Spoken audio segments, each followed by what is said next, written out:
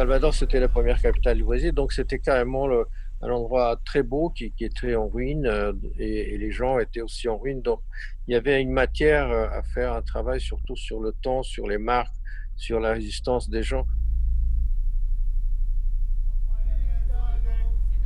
Olha a bacia do mamão papai é doido. Olha a bacia do mamão papai é doido. Olha a bacia do mamão papai. Uma doida é a bacia do mamão papai.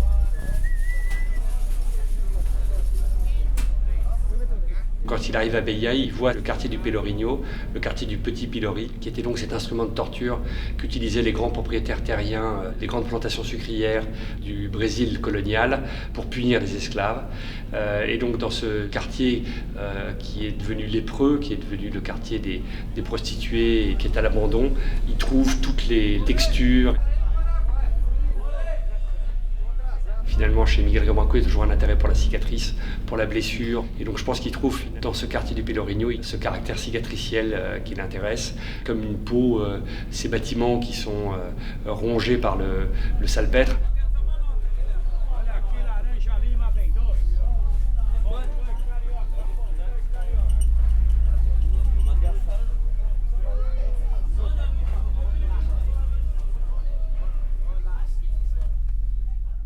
Je vivais à Bahia en 79 quand j'ai fait le travail du Pelourinho, donc j'y allais 2 fois par semaine en général. Je faisais des portraits, les gens me demandaient d'avoir des portraits, donc il y avait un échange dans ce côté-là.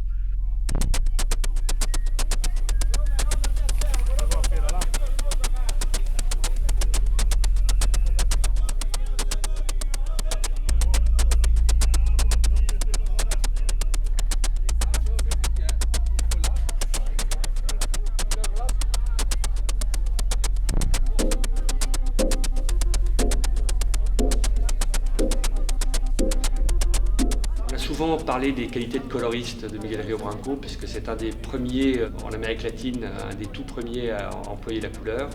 Et une des choses qui est frappante, je crois, c'est que la couleur n'est évidemment jamais le sujet de Miguel Río Branco, et que finalement, ces images sont assez monochromatiques. Il y a toujours une couleur qui domine et qui envahit l'image.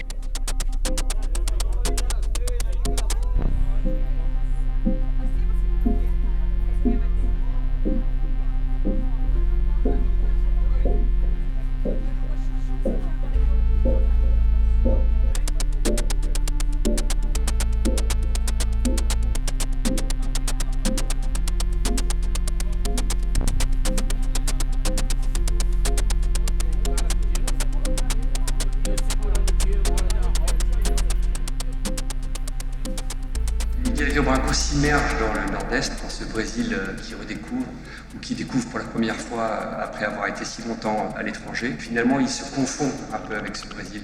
Il a souvent d'ailleurs parlé de ça dans ses entretiens. Il se confond avec ces chercheurs d'or.